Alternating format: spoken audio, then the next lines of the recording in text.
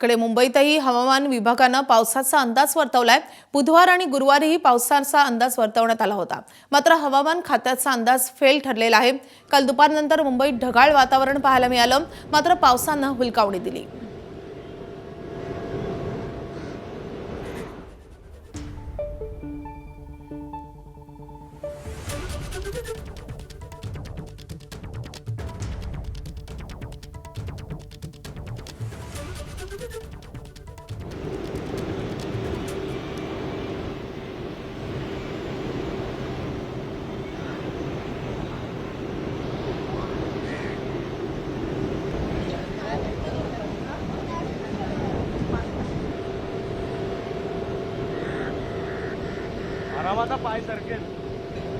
मराठवाडा, कोकण, पश्चिम महाराष्ट्रात जोरदार पाऊस कोसळतोय।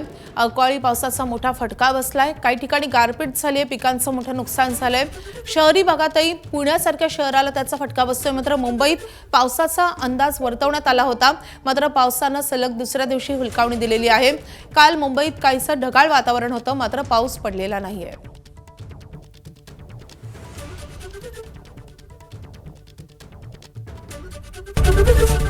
एबीपी माझा, उघडा डोळे बघा नीट।